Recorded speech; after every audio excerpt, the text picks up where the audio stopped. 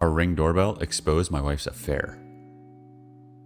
Note: I also posted this in another forum just a minute ago. New to both, so not sure if that's appropriate. Took my 3 kids to Florida on vacation for 5 days. Caught my wife on the Ring doorbell bringing a dude into the house on our first night away. She denied everything. She told me it was a new woman from work. However, it looked like a guy. I confronted her over the doorbell, and she said it was a lesbian that was new to her clinic. However, strangely, she suspiciously changes undershirts between times I'm seeing her on the doorbell, letting the dog out. I was still very suspicious.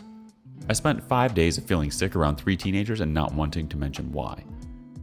Eventually, after 2 weeks of questioning, I busted open her phone, found a 2-week hardcore sex romp where she was even emailing the a-hole videos of her masturbating in my living room. Their commentary is filled with very twisted sex talk.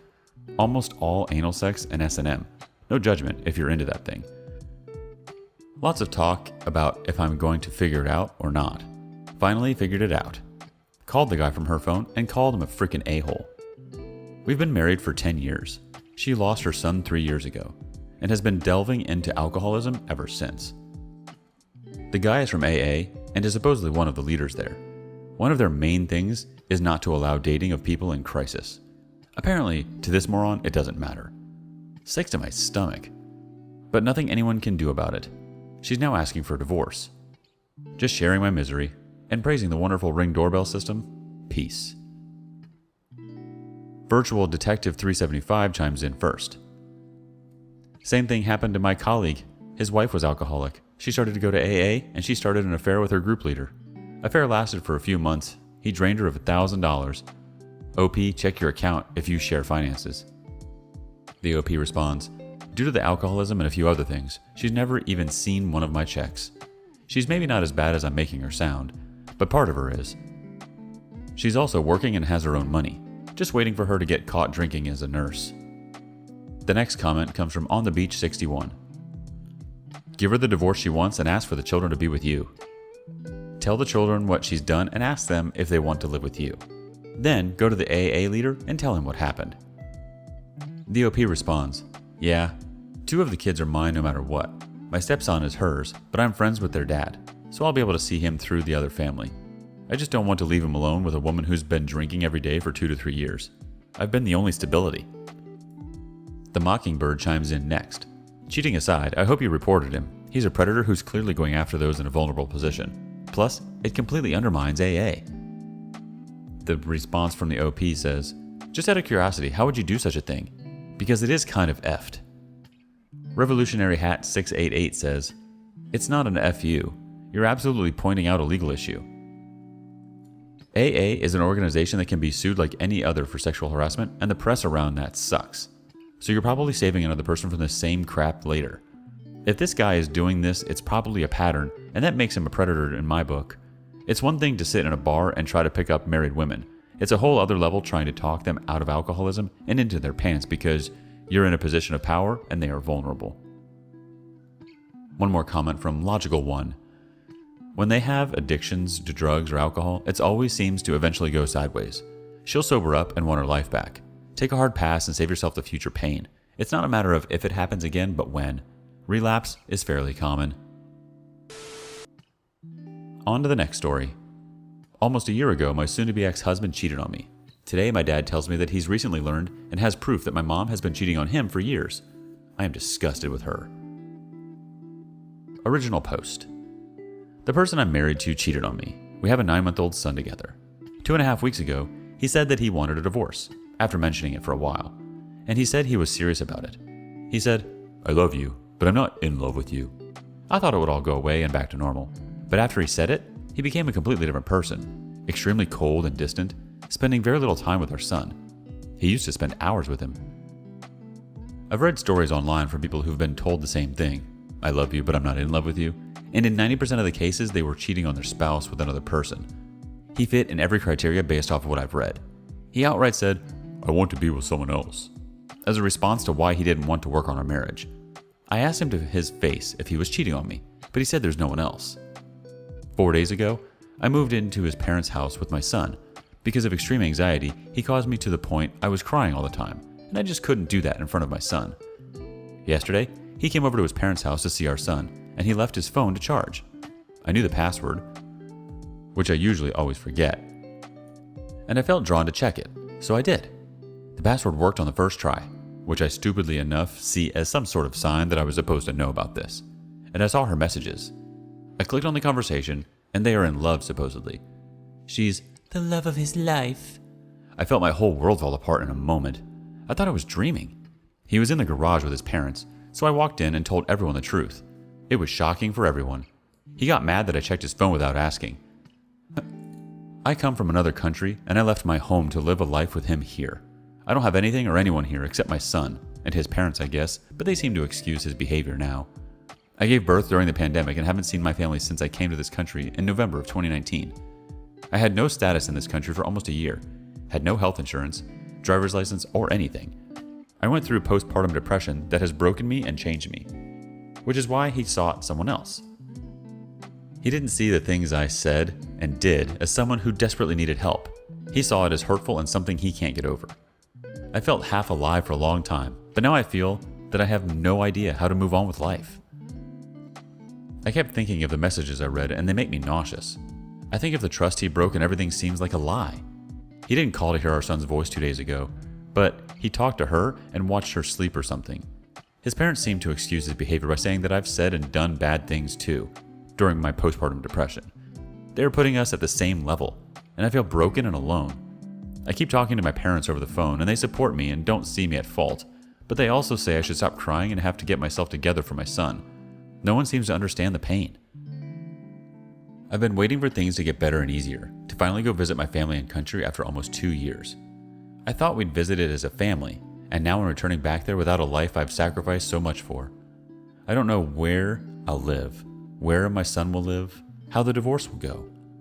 I am nauseous all the time, can't eat or sleep. I still breastfeed my son and don't want to take any medication because of him. I still put him to sleep and take care of him, but I don't know how I will go on. Everything reminds me of the past, of the betrayal, and of the person who hurt me. I get sick to my stomach thinking he's talking to her. He seems conflicted as to what to do now. After I told him he'll never be happy with her because it was all built on someone else's pain. He doesn't know how and if they will work out, but he knows he's in love with her. How? I normally have low self-esteem and don't trust others, and now I feel worthless and will never trust another human like that again. I cried so hard in the shower knowing that the sacrifice my body went through to get my son here and feed him for 9 months meant so little to the other person, that someone else is better. I don't know how to live. Update. Almost a year ago, I, 25 female, found out that my soon-to-be ex-husband was cheating on me, and I wrote posts about it here. It is what has led me to discover this community in the first place. It was a complete shock and trauma for me, especially because at the time I had to take care of my 10-month-old son. You can read more about that here. And then today, my dad, 53 male, tells me that he has recently found out that my mom, 54 female, has been cheating on him for years, with multiple people, and that he has proof of it, but he hadn't said anything to her yet. And I am the first person that he has told anything to. He doesn't know what to do, and is only now starting to get out of the shock. I think that he's known it for a couple of months, but didn't want to say anything to me because he wasn't sure I could handle it, given that I also have been betrayed. He thought it may have been too soon for me to learn about it then, and that may have been the case a few months ago, but I have gotten a lot stronger now and have learned so much about narcissists, which, by the way, my mom definitely is, and narcissistic abuse, that I've been able to listen to him and observe the situation as calmly as I could. He told me just a little bit of the whole story today and will probably tell me more later. But that which he's told me so far is god dang horrible. That I just don't know how to talk to her now after all of it. For now, he wants me to pretend like I don't know anything until we figure out what to do. But that is the hardest to do. I have no wish to call her anymore, to talk to her. She is a liar. She has led a double life for at least 4 years, but most likely longer than that. And even when she's learned that I have been cheated on, and after all of the tears that I've cried to her, and after knowing just how deeply hurt it was, she still continued to cheat on my dad. Her! A freaking cheater was comforting me from being cheated on. What a horrible irony. It is obvious she has no conscience, no sense of right or wrong, and she doesn't give a crap about my dad. My dad has been trying to fix things, which is the first instinctive reaction, so I understand, and he says that for now everything seems to be okay. So he's checking on her, I guess. but that doesn't make anything better for either me or my dad. I can't get over some of the things my dad told me that he has read. I can't repeat them because they are just disgusting. I cannot see her in the same way ever again. My dad told me that she had a line of men waiting for their turn, and one of the men who actually left her, and my dad said it was them and leaving her, not the other way around, told her upon breaking up, "But you're a married woman. I can see that you have a nice family." Which is of course BS because he doesn't care about us, but it just goes to show that she cared about us even less. My poor dad doesn't deserve this. He said that in all these years, 27 years, he hasn't touched another person. He said that every time he would go through the messages, with the intent to save them as proof I assume, he would feel so bad. He felt sick to his stomach, and I know that feeling all too well. I can't stand the thought of my mom anymore. She is not a mom. She is. I don't know what she is. I can't even pity her. It feels like I lost a mom today. My dad does not deserve this. I hate her for everything. Edit. Thank you everyone for your encouragement. A few of you said that you're in the same situation as my dad, and that it is so heartbreaking to hear. I've read so many similar stories here of people being betrayed later on in life, and I have always thought that no betrayal can amount or compare to that. To have trusted someone for over 20 years only to find out that they were capable of doing that to you, what a horrible, horrible betrayal that is. And now that same thing has happened to my dad.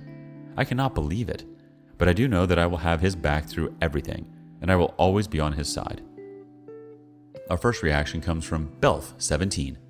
Show him this sub and make him read the stories of the dozens of men who have had to live the same situation. It will help him feel better to know that he is not alone and there are other people like him. Rivers7711 says, "Oh wow, I am sorry for both your father and you. He doesn't deserve that at all, and you don't deserve that coming from your own mother. Is he thinking of leaving her? Are you going to confront her?" Big Bad Booty Daddy 10 says, "Once your dad exposes her, be careful of the narcissist's prayer. Ever heard of that? That didn't happen. If it did, it wasn't that bad. If it was, it wasn't a big deal. And if it is, that's not my fault. And if it was, I didn't mean it. And if I did, then you deserved it." Moving on. Girlfriend, 25 female, cheated after a 10-year relationship. Wouldn't let me go after I found out and tried to fix it. She's currently 1 year, 6 months into that relationship with the other guy. Long distance. So, since I can't really tell anyone close about this, or gather up the courage to, I've decided to share my story on Reddit and see if I can find any helpful comments. I'm a 24 male and have been dating this girl for 10 years.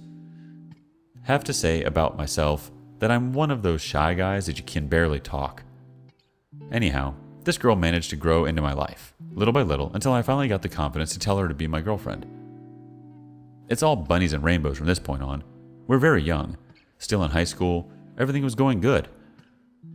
After graduating, I immediately get into college, but she has to start working a full-time job due to money problems. Her father at this point is an alcoholic, so not reliable in any form and has to see for her little sister too. We have a little more space for each other at this point. I tried to go every day to the yogurt shop and make her company for a while. Past a year, I've been working the night shift from 11 p.m. to 6 a.m.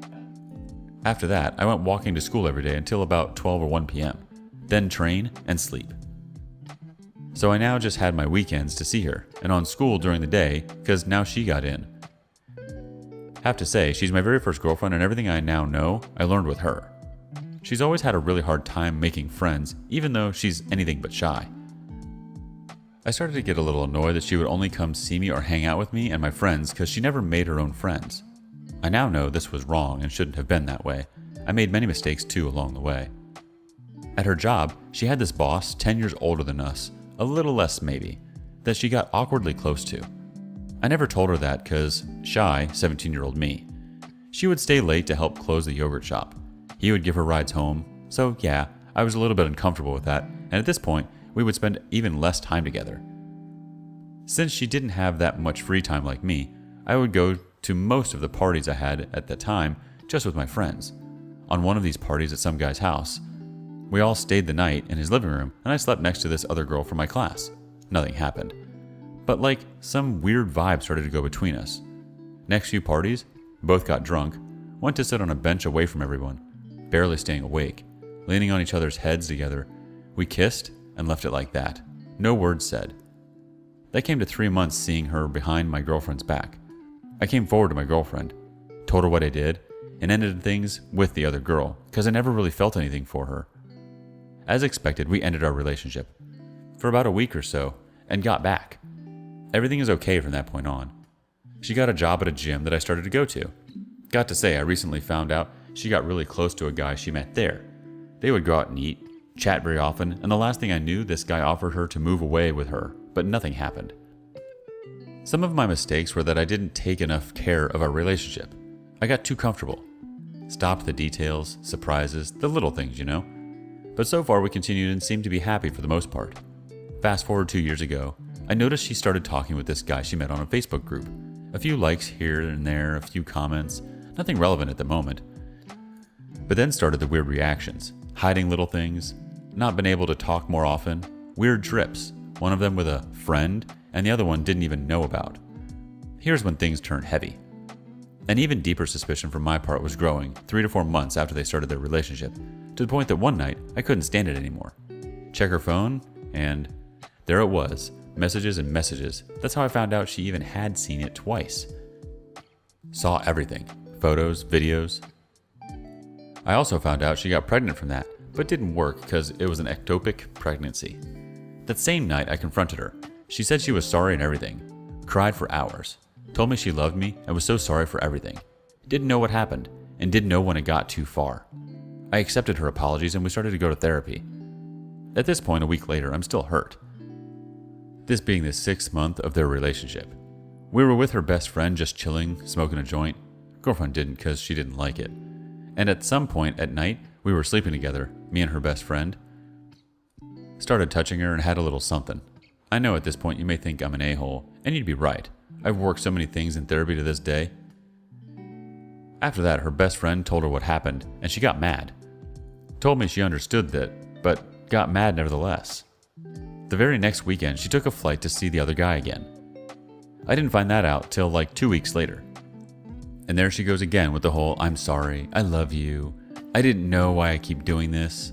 We're still going to therapy, talked this thing through. For the last encounter, she got pregnant again, but same thing. Ectopic pregnancy. Couldn't work, so needed to take a flight to a private clinic out of town so they could take care of her. It was a real thought process to get over that. A few more sessions with the therapist later. We've worked on so many things in our relationship and got better at almost every aspect. I was slowly building up that confidence again and really believed things would work this time and we would get a chance to redeem ourselves. But I had this little unsettling feeling even though I just couldn't trust her completely yet. Then again, even she changed passwords and everything. I managed to check her phone again. This being a week ago, only to find out that she's still talking to the guy. The relationship never stopped. Talked every day, photos, videos, etc. And never even once stopped. Not after the therapy sessions, the progress we made. That very same day, I talked with her and told her it's enough. Even though I love her and care for her, I just can't stand this any longer. I have zero trust in you, so we should end it. This not being a surprise, she started crying again. Going over the same stuff she repeatedly told me every single time I found out she was lying to me and cheating. At this point, I'm just standing there, numb. I'm not mad. I'm not sad. Just numb, because in all this time we went to therapy, I got over so many things, let go of what wasn't my fault, and improved in other ways.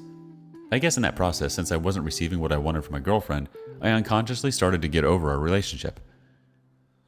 After all the crying, just as I was about to leave her at her house, she had an epilepsy attack, passed out. This is unprecedented, never had one. Rushed her to the hospital.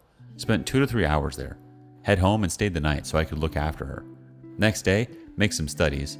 First diagnosis that epilepsy attacks, but doctors need more time to evaluate the results and get more detailed viewed on the situation so they can give us a treatment. I know she remembers we broke up because she told me to leave many times, but I just couldn't leave her like that, so I stayed with her for 4 days taking care of her. For anyone that doesn't know about this, these episodes are very taxing for the body. Now I'm in this position where I know we're together. I guess she knows it too. At least for now, in fear that she could have another serious episode that I have to take her again to the hospital.